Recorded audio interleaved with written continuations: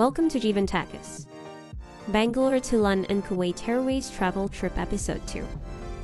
நம்ம இப்போ Kuwait international ஏர்போர்ட்லேருந்து இறங்கி வேறு ஒரு ஃப்ளைட் மாறணும். அதுக்காக நம்ம பஸ்ஸில் கூட்டு போயிட்டு இருக்கிறாங்க. ஏன்னா அந்த டெர்மினல் இந்த டெர்மினலுக்கு டைரக்ட் கனெக்ஷன் இல்லை அப்படிங்கிறனால நம்ம பஸ்ஸில் போகிறோம். இப்போ நம்ம அந்த ஏர்போர்ட்டுக்கு வந்துட்டோம், இன்னொரு டெர்மினலுக்கு வந்துட்டோம் நம்ம. பட் நிஜமாக நான் எதிர்பார்க்கல குவைத் இவ்வளவு சூப்பராக இருக்கும் அப்படின்னு. நான் ஏற்கனவே சொன்ன மாதிரி கிட்டத்தட்ட 15 வருஷத்துக்கு முன்னாடி நாங்கள் இந்த ஏர்லைன்ஸ் வந்தோம்னா அப்போது பெரிய பேட் எக்ஸ்பீரியன்ஸ். அதுக்கப்புறமா நாங்கள் குவைத் ஏர்வேஸ் நாங்கள் சூஸ் பண்ணவே கிடையாது. ஆஃப்டர் 15 இயர்ஸ்க்கு அப்புறமா இப்போ நாங்கள் சூஸ் பண்ணோம். Really I felt very happy. ரொம்ப கரெக்டாக ரொம்ப எக்கனாமிக்கலாக எங்களுக்கு டிக்கெட்டாக இருந்துச்சு. ப்ளஸ் சர்வீசஸ் நல்லா இருந்தது. அண்ட் அதையும் தாண்டி இன் ஏர்போர்ட் எக்ஸ்பீரியன்ஸ் ரொம்ப அருமையாக இருந்தது. டியூட்டி ஃப்ரீ ஷாப்பிங்காக இருக்கட்டும், அந்த க்ளீன்னஸாக இருக்கட்டும், ரொம்ப நல்லா இருந்தது. நல்ல ஒரு எக்ஸ்பீரியன்ஸ் கிடைச்சது எங்களுக்கு. ஸோ குவைத் ஏர்வேஸ் நம்ம சூஸ் பண்ணலாம். பட் குடிமகன்களுக்கு ஏற்ற ஏர்லைன்ஸ் கிடையாது. ஆமாங்க, Kuwait Airways and Saudi Arabian ஏர்லைன்ஸில் வந்து ஆல்கஹால் சர்வ் பண்ண மாட்டாங்க. ஸோ உங்களுக்கு அது வேணும் அப்படின்னா அஃப்கோர்ஸ் நீங்கள் சூஸ் பண்ண முடியாது. பட் அதை தாண்டி ரொம்ப எக்கனாமிக்கலாக எங்களுக்கு சொல்லப்போனால் ஒன் வே டிக்கெட் 20,000 ருபீஸில் கிடச்சதுங்க எங்களுக்கு. ஸோ அது மச் சீப் ஃபேர். ஸோ அந்த மாதிரி நல்ல டீல் வந்து குவைத் ஏர்வேஸில் கொடுக்குறாங்க. ஏன்னா கஸ்டமர்ஸ் அவங்க கவர் பண்ணணும் அப்படிங்கிறதுக்காக. ஸோ நம்ம அழகாக ஃபேமிலியோடு ட்ராவல் பண்ணும்போது குவைத் ஏர்வேஸை சூஸ் பண்ணலாம். டைமிங் ரொம்ப நல்லா இருக்குது. அதாவது நம்ம இந்தியாவிலேருந்து கிளம்பி யூகே வர டைமிங் கூட ரொம்ப கரெக்டான ஒரு டைமிங்காக இருக்குது. அங்கே நம்ம மார்னிங் கிளம்பணும் அப்படின்னா இங்கே ஈவினிங் வந்துடலாம். வீட்டுக்கு ஈவினிங் நைட் டின்னர்லாம் விட நம்ம வீட்டுக்கு போயிடலாம். இப்போ நம்ம ஏர்லைன்ஸ்குள்ளே வந்துவிட்டோம். இது வந்து போயிங் பெருசு ட்ரீம் லைனர் ஃப்ரம் குவைத்லேருந்து லண்டன் ஹீத்ரோ வரைக்கும் போகிறது 5.5 மணி நேரம் ட்ராவல். பட் என்டர்டெயின்மெண்ட் எல்லாமே அதே மாதிரி தாங்க இருந்தது. நாட் மச் டிஃப்ரெண்ட், சேம் அதே ஃபிலிம்ஸ் அதே இது தான். மற்றபடி ரொம்ப அருமையாக இருந்தது. இன் போயிங் அதாவது ஃப்ளைட்டோட எக்ஸ்பீரியன்ஸும் கூட. ஃபுட்டும் நல்லாவே இருந்தது, அதை நம்ம சொல்லியே ஆகணும். ஃபுட்டும் கூட ரொம்ப நல்லா இருந்தது.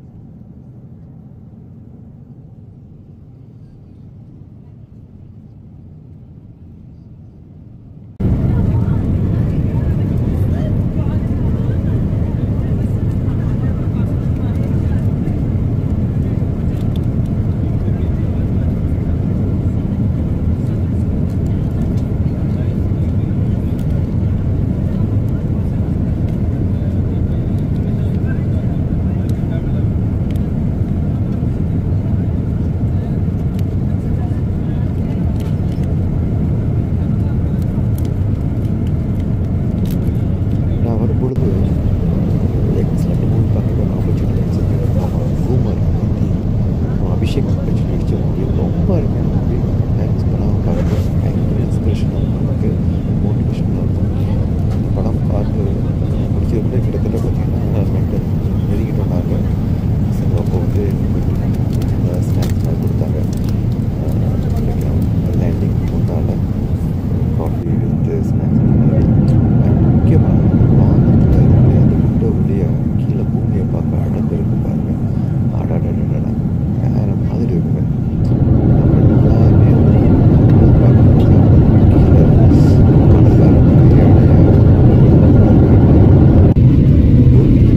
எல்லாத்தையும் அவங்க அழகாக வச்சுக்குது.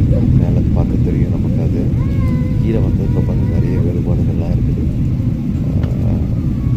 இயற்கையின் அதிசயம், அது வரம்.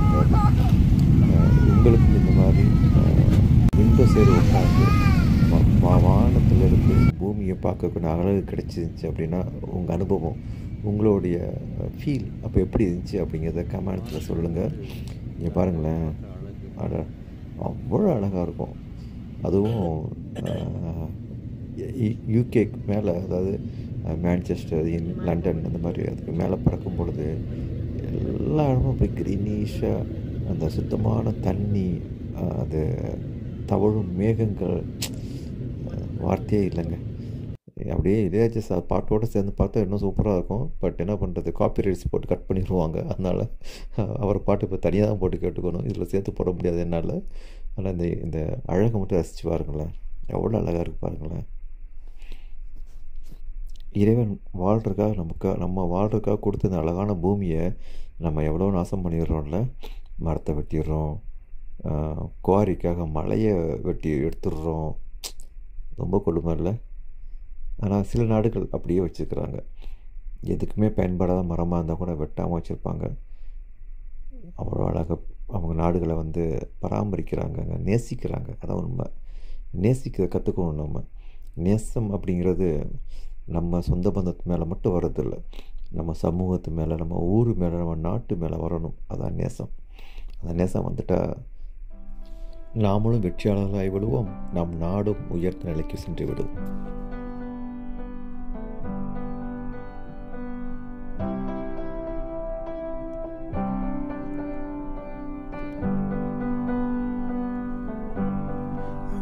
That I could cough out my emotions in a healthy manner and just become the right person that actually matters. And every day I drive my car to my little job, find some peace in the stations that I throw on. But I wish there was a song with your name as the title. Oh yeah, I wish there was a song with your name as the title. Oh yeah.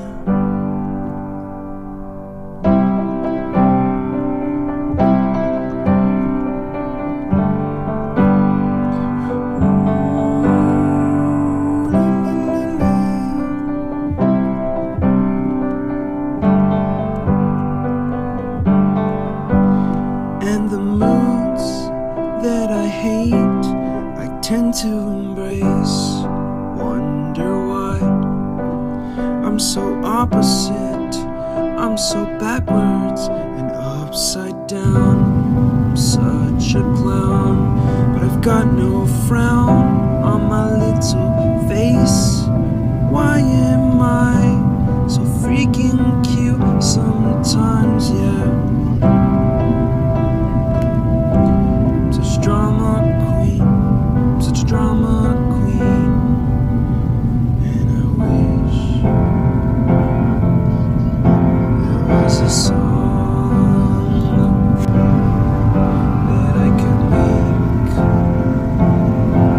would make you strong, 'cause I'm tired of feeling low, sad and depressed. I gotta move on.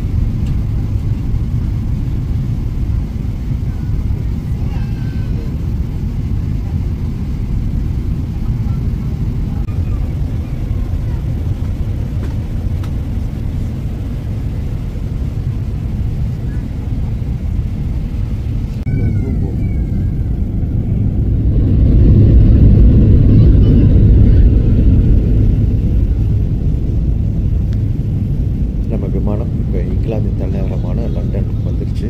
நம்ம இப்போ தரை இறங்க போகிறோம். பார்த்தாலே தெரியும் நம்ம எவ்வளோ பக்கத்தில் பறந்துட்டு இருக்கோம் அப்படின்ட்டு. ஏர்போர்ட் பக்கத்தில் ஒரு பெரிய அழகான ஒரு லேக்கும் இருக்குது, அதுக்கு மேலே பறந்துக்கிட்டு இருக்குது. எங்கே பார்த்தாலும் பச்சை பசியே காட்சி. சாரசாரியாக வரிசையாக ஊர்ந்து போகிற வாகனங்கள் ஊர்ந்து போகிறதுக்காக தான் வரிசையாக எறும்பு போல் ஒன்றுக்கு பின்ன ஒன்றா ஊர்ந்து போகிற வாகனங்களை பார்க்குற அழகே இருக்குதுங்க, தனி அழகு. இஷ்டத்துக்கு போனால் ஆக்சிடெண்ட் ஆகும். நேரத்தில் எதுக்கு ஆக்சிடென்ட் ஆகும். அதெல்லாம் இங்கே நம்ம மேலேருந்து பார்க்கும்போது ரொம்ப ஆச்சரியமாக இருந்தது. கொஞ்சம் விஷயம் இருக்கு இல்லையா, அதை நெல் கிடையாதுங்க, ஒன்றுக்கும் உதவாத புல். ஒன்றுக்கும் உதவாத புல்லை வச்சு இவன் உலகத்தை ஆண்டிருக்கான் பாருங்க. நம்ம நெல்லை வச்சுக்கிட்டு கையேந்திட்டு இருக்கிறோம். ஓகே, நம்ம வந்து இறங்கியாச்சு. ஒன்வே இறங்கிட்டோம் நாம. எனவே நண்பர்களே, இந்த காணொலி உங்களுக்கு பிடிச்சிருக்கான்னு நினைக்கிறேன். நான் குவைத் ஏர்வேஸ் பற்றி நான் வேறு ஏதாவது தகவல் வேணும் அப்படின்னு சொல்லுங்கள்.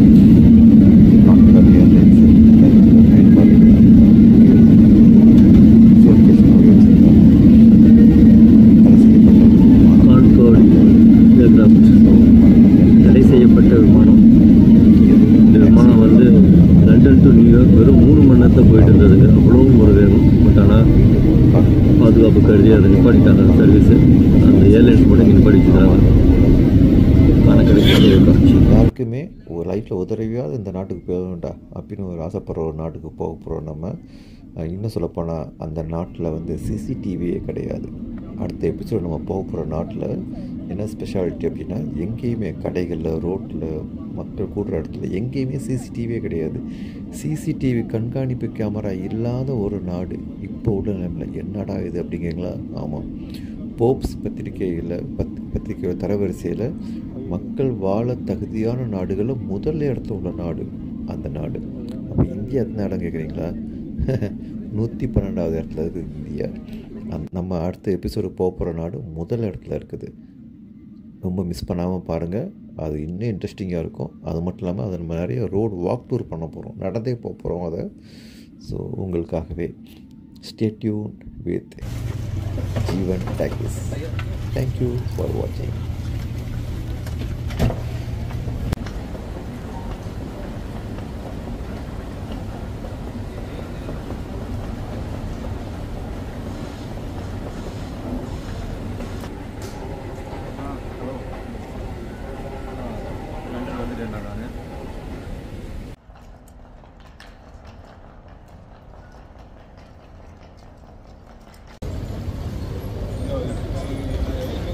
லக்கேஜ் கிளைமுக்காக வெயிட் பண்ணிட்டு இருக்கிறோம்.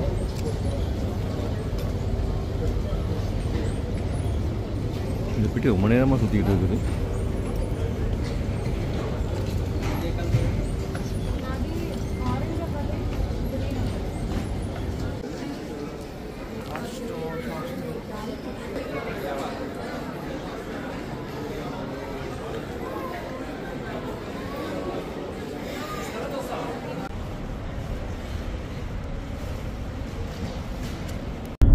லண்டன் வந்தாச்சு.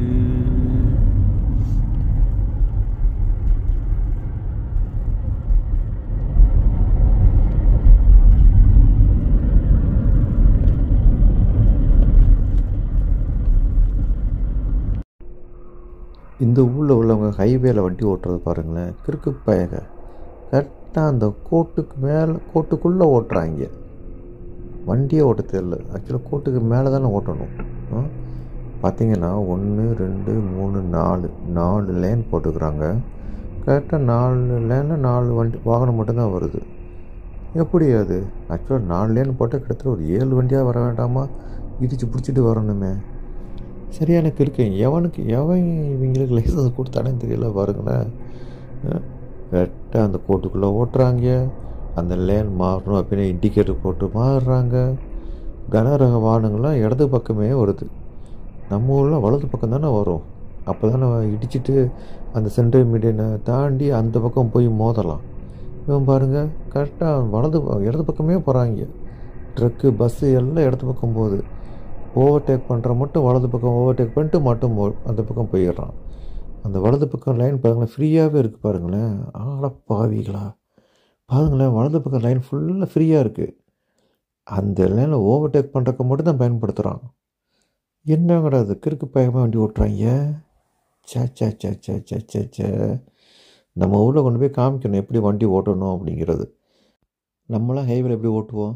வலது பக்கமாகவே ஓட்டுவோம். நம்மளை ஓவர்டேக் பண்ணி போவோம், இடது பக்கம் ஓவர்டேக் பண்ணி போவோம். அப்படிதான் நம்ம பார்த்துருக்கோம். நம்ம இங்கே பாருங்களேன், ஓவர்டேக் பண்ணுறவன் வலது பக்கம் ஓவர்டேக் பண்ணுறான். நம்ம வலது பக்கமாக ஓட்டினா தானே நமக்கு ஓவர்டேக் பண்ணும்போது டப்புன்னு இடித்து இந்த பக்கத்தில் தூக்கலாம், சென்டர் மீடியனை கிராஸ் பண்ணி அந்த பக்கத்தில் அடிக்கலாம். என்ன ஊரோ இது போங்க.